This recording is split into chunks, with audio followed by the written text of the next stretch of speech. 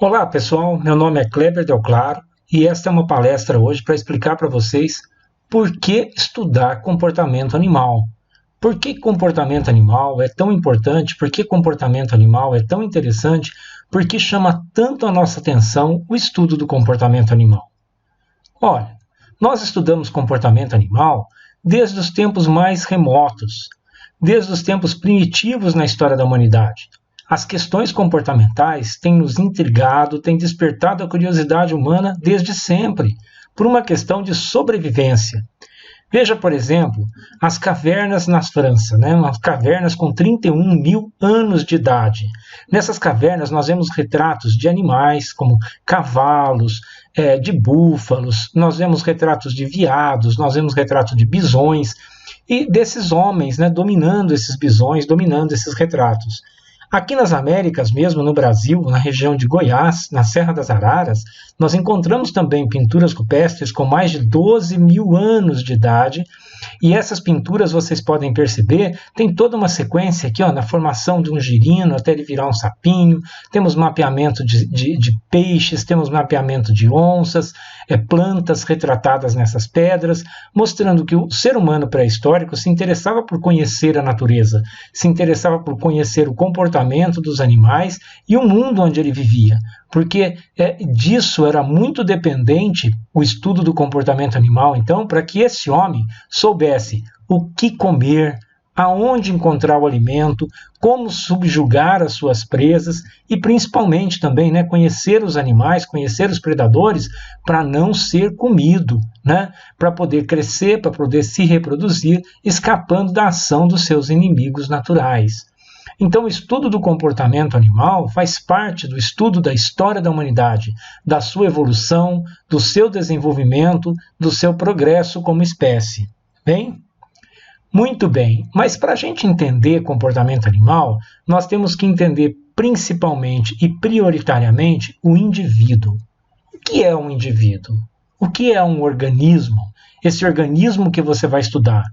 Aqui na tela nós estamos vendo uma borboletinha, não é? Então, o que é essa borboleta? O que essa borboleta significa? O que essa borboleta representa? Essa borboleta, ela tem um genótipo. Ela é composta por um pacote genético. Esse pacote gênico, ele diz como essa borboleta vai ser, quais são as suas características morfológicas, se ela vai ter 2 pares de asas, se ela terá antenas, se ela terá asas azuis, amarronzadas, se ela será verde, se ela será laranja. Isso acontece para todos os organismos, para nós também.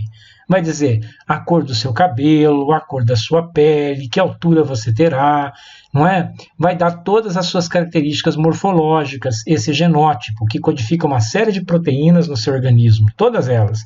Mas não apenas as características morfológicas são direcionadas pelo genótipo, pela sua carga genética. As características fisiológicas também do indivíduo. O indivíduo não desenvolve a morfologia sem desenvolver associado a essa morfologia a sua fisiologia.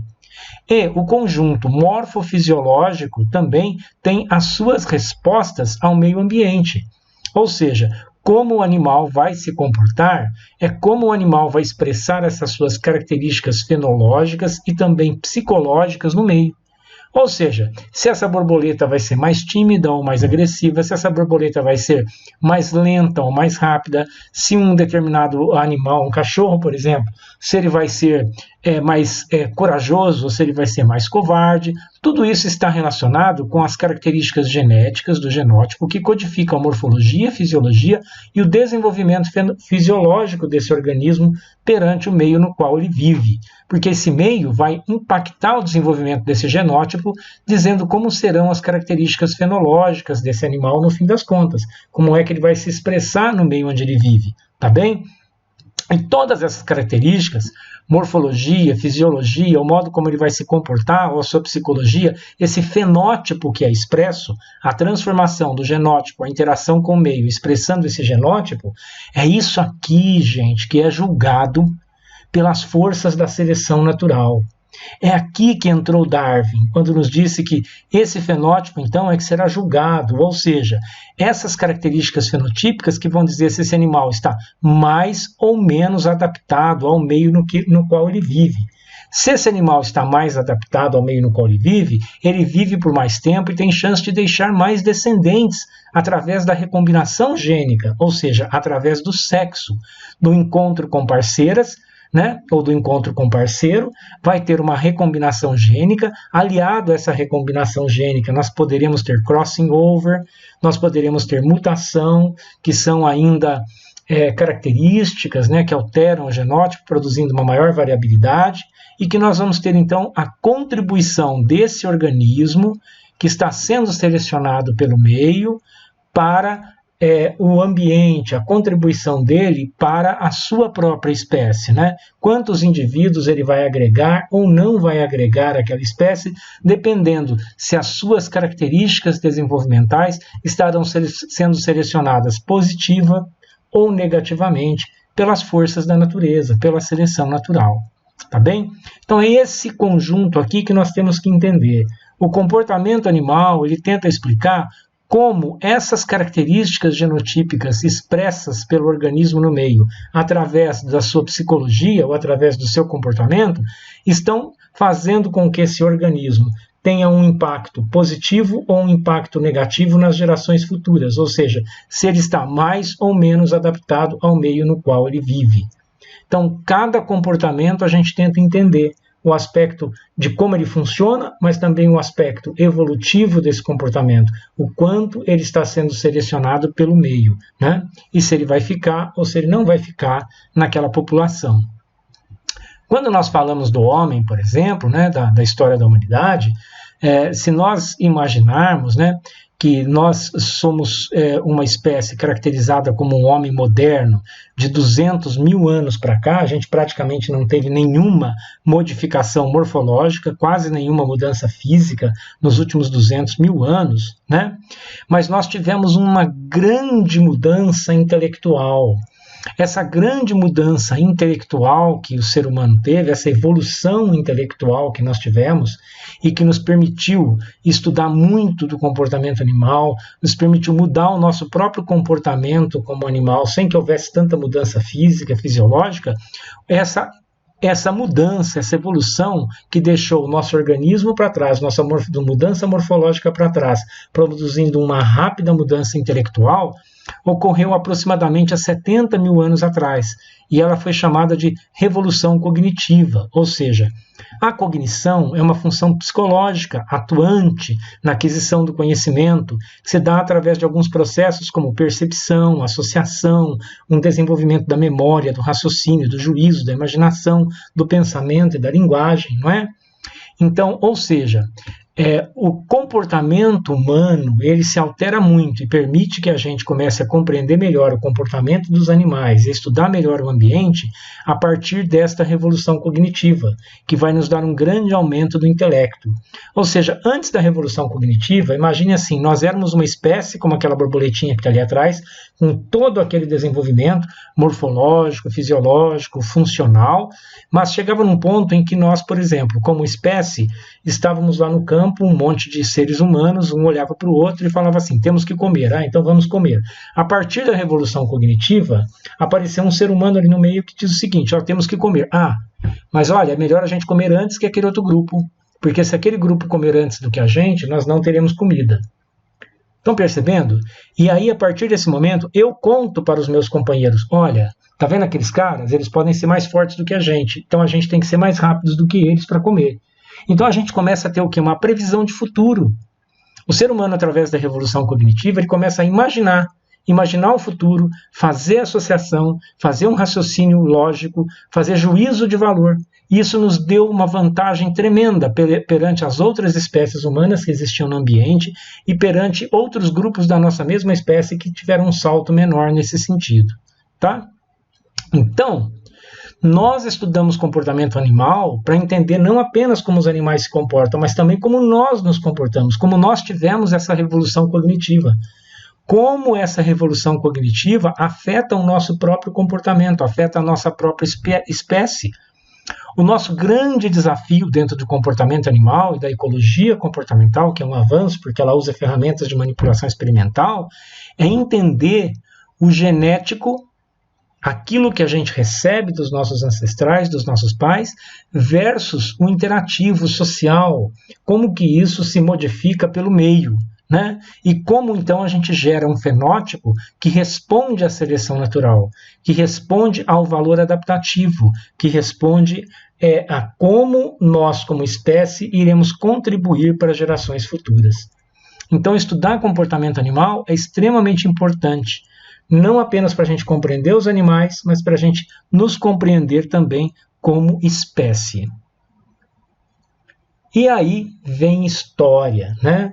E aí vem muita história, e dentro dessa história do estudo do comportamento animal, nós trabalhamos com o estudo de animais, que é o que é possível a gente fazer, principalmente, né, para a gente poder manipular, para a gente manipular características do meio, para que a gente possa compreender o que acontece com esses animais e que repercussão isso pode ter nos humanos.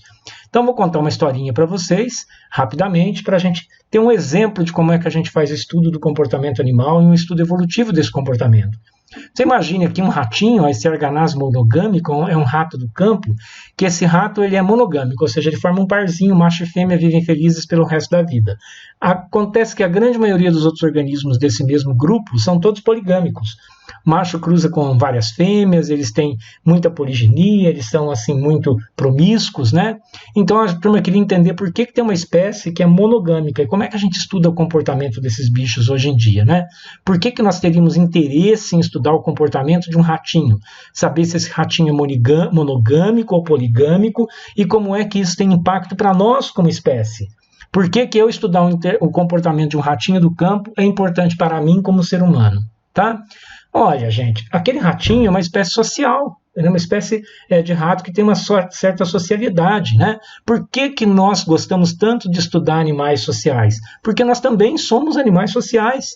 Veja aqui, isso aqui é um bando de primatas, né? Um bando de chimpanzés, aqui é um bando de humanos, tá? A organização social em primatas e humanos, ela é muito caracterizada por relacionamentos.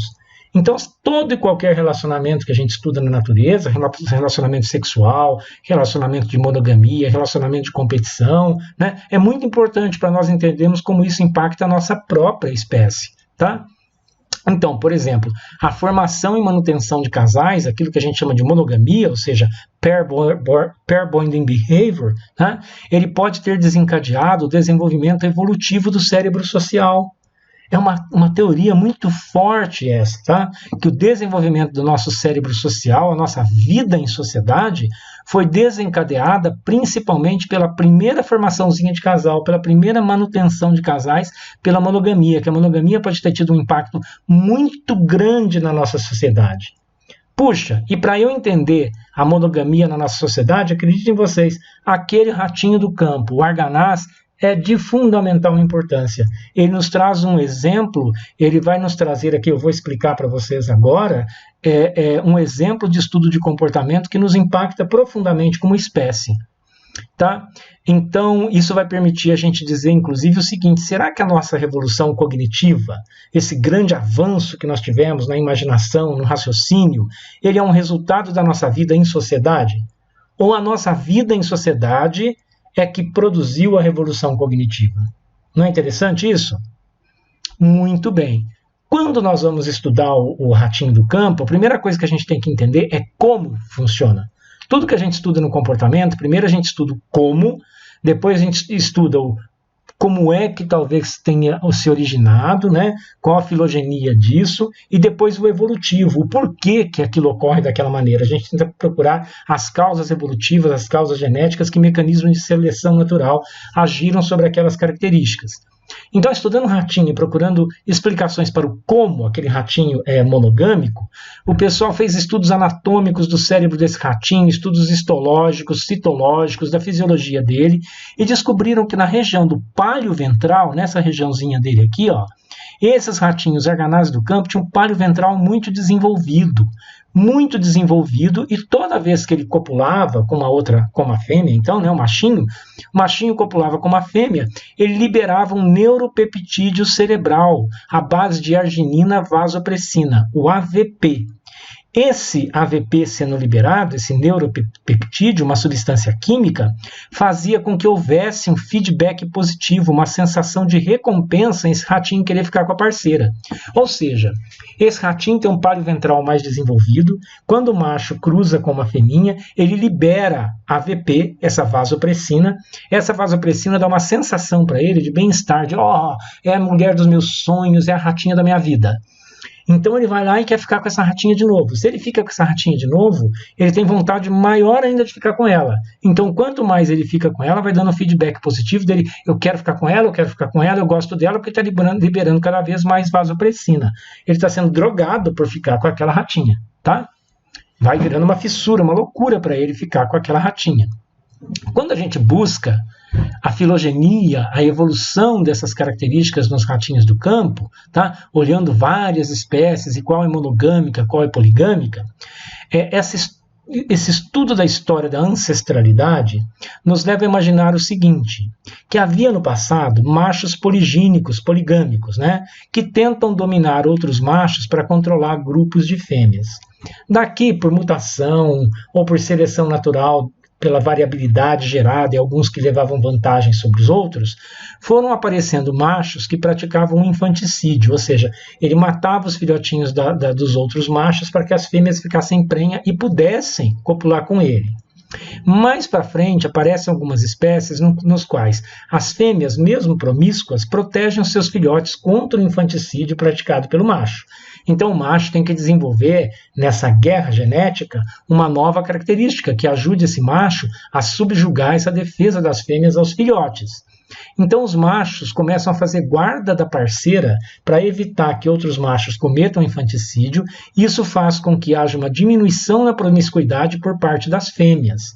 Isso levou a machos paternais. Por estarem muito próximo da fêmea e dos filhotes, esses machos provavelmente começaram a cuidar dos seus filhotes, até que nós chegamos a pares monogâmicos, onde o macho fica permanentemente com a fêmea e ajuda ela no cuidado dos filhotes o tempo todo. Então, o mais comum são isso aqui, machos poligâmicos, né? E o menos comum, esses aqui. Então, deve ser o mais diversificado, o mais recente, tá bem? Então, é isso que a história filogenética nos leva a crer. Então, a gente já sabe que tem tudo a ver com o pálio ventral, tem tudo a ver com a liberação de AVP, de vasopressina, que pode ter acontecido desse jeitinho aqui, de uma espécie ancestral intermediária, até a gente chegar nas espécies modernas, como o arganaz do campo, que é monogâmico. E agora a gente tem que procurar entender melhor o aspecto genético e entrar agora com aquilo que trabalha a ecologia comportamental, com a manipulação experimental das características, para a gente tentar entender o que acontece com esse ratinho de verdade. Então, procurando bases genéticas para isso, os pesquisadores encontraram que havia um gene, o gene V1AR ou AVPR1A, que seria um gene da monogamia, é o gene que age ali no pálio ventral dele, produzindo a vasopressina. O pessoal conseguiu isolar esse gene através de um gene viral transferidor, pegaram esse genzinho, colocaram dentro de um vírus, fizeram mais cópias desse vírus desse gene dentro de um vírus, colocaram esse gene dentro de uma seringa, né, cheia desse gene, e fizeram testes em ratinhos, fazendo o seguinte: eles pegavam um ratinho e davam uma injeção de AVPR1A, VP, que era o gene da monogamia, no pálio ventral desse ratinho. Davam a mesma injeção no plutamen, que é uma região que não tem nada a ver com o pálio ventral, tá? Então não teria a ver com a monogamia. E deram uma injeção no pálio ventral com um outro gene, que também é um gene que não tem nada a ver com a monogamia. Foram ver o que acontecia. O que acontece é o seguinte, que quando o ratinho recebe cópias adicionais do gene da monogamia, ele fica cada vez mais louco pela fêmea parceira. Ele ignora fêmeas desconhecidas, ele fica fissurado na fêmea parceira. É como se ele tivesse transado milhares de vezes com ela quando ele recebe esse adicional de AVPR1A. Então eles mostraram que realmente esse gene tem tudo a ver. Tá? Aí eles resolveram aprofundar os testes com novas ferramentas de manipulação experimental, pegaram ratinhos poligâmicos de uma outra espécie e deram uma injeção nesse ratinho poligâmico de outra espécie do gene AVPR1A, VP, no pálio ventral dele. E compararam isso com ratinhos inalterados e com ratinhos modificados geneticamente com outro gene que não tinha nada a ver.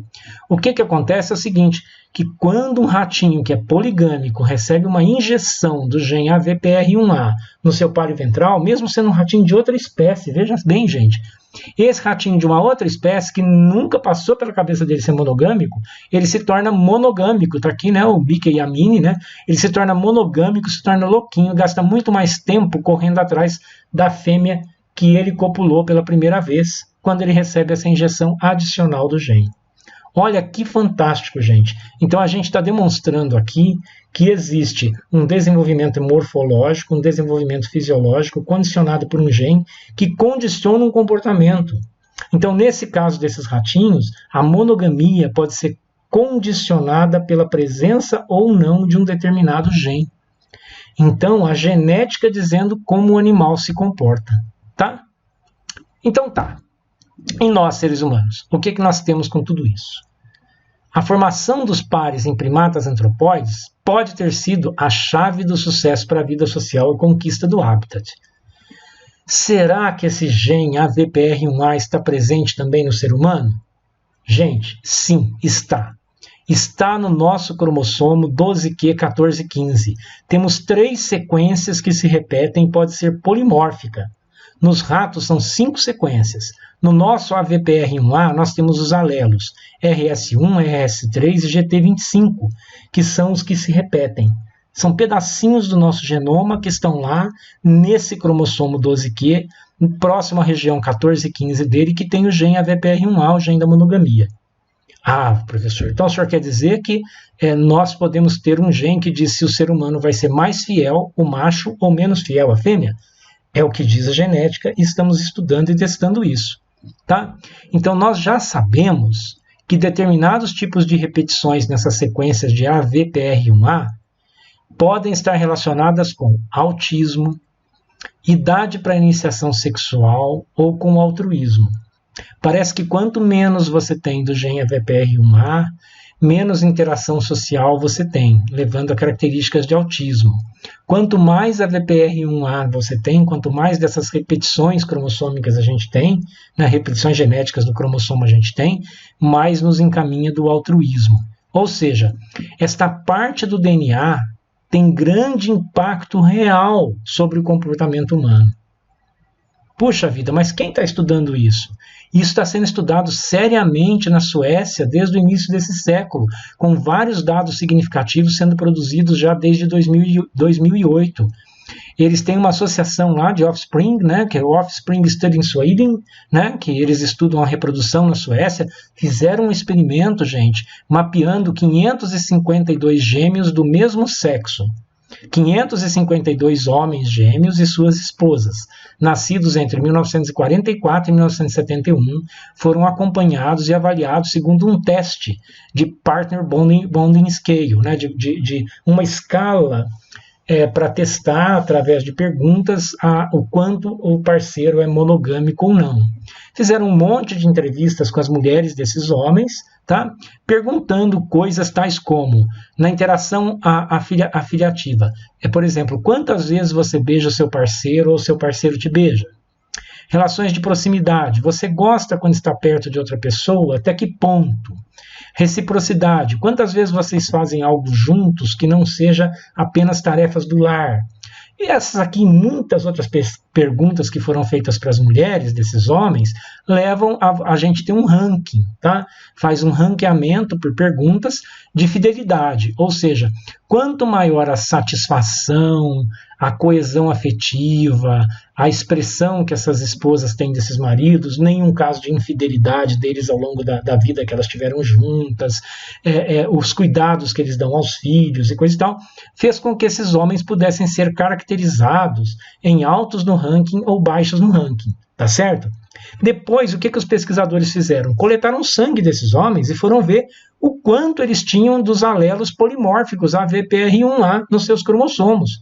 E descobriram o seguinte, que quanto mais monogâmicos, quanto mais fiéis eram esses homens, pelo questionário que fizeram com as esposas, quanto mais satisfeitas as esposas desses homens estavam, mais altos eles eram no ranking dos alelos, mais alelos AVPR1A eles tinham. Ou seja, os resultados mostraram que homens que tinham os 3 alelos polimórficos ligados ao gene, AVPR1A, o RS3, 300, eram altos no ranking, 334 desses homens. Eles liberavam grandes quantidades de vasopressina nas relações sexuais com suas esposas. Eles tinham maior satisfação, as esposas também, eles apresentavam maior fidelidade e havia um feedback positivo. Nossa, professor, como é que sabe que eles liberavam vasopressina durante a relação sexual com as esposas? É simples, gente. Você dá um tubinho de ensaio para o cara, um Eppendorf, e pede para ele, ó, você está lá transando e coisa e tal, faz favor. De repente você para, dá uma cuspidinha e fecha o Eppendorf. É mais ou menos assim mesmo, gente, tá? Aí você pega aquilo e analisa, né, o quanto que tinha de vasopressina naquela secreção, tá? Você consegue monitorar, tá bem? E aqueles que tinham poucos genes, olha que interessante, os que tinham pouco dos alelos, eles tinham dificuldade em relações interpessoais e alguns desses homens apresentavam um certo grau de autismo. Então, gente, uma outra coisa que foi feita é que alguns desses homens morreram ao longo do caminho, né? Ao longo do caminho, ao longo do experimento, ao longo do acompanhamento, eles faleceram. E quando fizeram a análise anatômica do cadáver desses homens, aquelas que foram autorizados, o pessoal conseguiu descobrir que a sequência maior na tríade AVPR1A, esses homens que tinham a maior sequência nessa tríade, eles tinham a maior amígdala. A amígdala deles, que é essa região do cérebro aqui, era maior. E a gente já sabe previamente que homens com amígdala grande têm grande associação com monogamia, tá? São muito monogâmicos. Nossa, então as meninas agora vão pedir análise genética dos caras para saber se eles têm AVPR1A e vão pedir um raio-x do cérebro do cara para ver se ele tem lá uma amígdala muito grande antes de querer casar, né? É mais ou menos por aí. Então vamos lá. Então por que, gente? Nós começamos a estudar esses porquês dessas coisas acontecerem, o porquê desses comportamentos, a partir dos estudos de Darwin. Darwin é que disse pra gente que, além da causa, qual o efeito do comportamento? Por que um dado animal se comporta de uma certa situação peculiar de um modo e não de outro? Qual o impacto de um comportamento sobre o valor adaptativo de um animal? E seus reflexos sobre as populações, sobre as espécies? Foi a teoria da seleção natural, Darwin chamar nossa atenção para as provas da evolução, que nos levou a compreender essas coisas todas, a entender como é que é um ratinho, depois com o advento da genética a gente entender como é que esse ratinho funcionava, e agora a gente saber, gente, que o modo como um ratinho funciona nos ajuda a compreender como nós próprios funcionamos como espécie. E nós podemos estudar isso aqui com outros organismos também? Podemos, por exemplo. Eu e um colega meu temos estudado há muito tempo pseudoscorpiões. Nós temos buscado entender, por exemplo, por que em pseudoscorpiões ocorre a matrifagia, que é um comportamento social muito louco. A fêmea, quando está passando fome, passando necessidade, a mãe vai lá e se entrega de comida para os filhos. Nós descobrimos que quando a mãe se entrega de comida para os filhos, ela evita o canibalismo entre os filhos, eles aumentam a tolerância entre eles e passam a agir como um grupo, passam a atuar em grupo, eles formam uma pequena sociedade. Nós temos estudado há mais de 15 anos esses pseudoscorpiões e temos descoberto que eles moram em ninhos comunais, esses ninhos permitem uma tolerância coespecífica, eles fazem caça cooperativa, ou seja, caçam todos juntinhos, eles fazem divisão de alimentos, divisão de tarefas, eles têm cuidado parental de macho e fêmeas a filhotes, eles têm sobreposição de gerações, vô, vó, tio, tia, mora tudo junto dentro desse ninho, e a matrifagia parece que ela evita o canibalismo aumentando a tolerância coespecífica, que é um grande reforço, um grande feedback positivo em toda essa situação aqui de socialidade. Tá? Atualmente, nós estamos estudando, inclusive, a personalidade, junto com o Everton, esse meu ex-aluno, agora um colega, né, professor na Estadual de Goiás, nós estamos estudando a personalidade desses pseudoscorpiões. Tem alguns que são muito corajosos, outros que são muito covardes, né? Então, nós estamos estudando o impacto da socialidade nesses pseudoscorpiões e qual será o componente genético que existe dentro desses animaizinhos. Será que o que tem de genética neles para ser mais corajoso ou mais covarde existe em mamíferos também? Será que existindo em mamíferos pode se repetir na espécie humana? Então, o estudo do comportamento animal, ele não é apenas uma fonte de conhecimento, ele também é um caminho para fazer com que as pessoas se apaixonem pela natureza, entendam melhor como a natureza funciona e como nós, sendo parte da natureza, funcionamos também. nós convidamos vocês a estudar comportamento animal. Nos acompanhem na nossa página, a Ciência que Nós Fazemos, no Facebook, no site do Wix, tá? Agora também nos podcasts também. Muita alegria em ajudar vocês, em contribuir para que vocês evoluam, para vocês entendam melhor o que é ciência, o que é comportamento animal, o que é evolução, né? A evolução do conhecimento, a nossa evolução também como espécie. Vamos lá, até a próxima. Um abraço do professor Kleber Del Claro para vocês.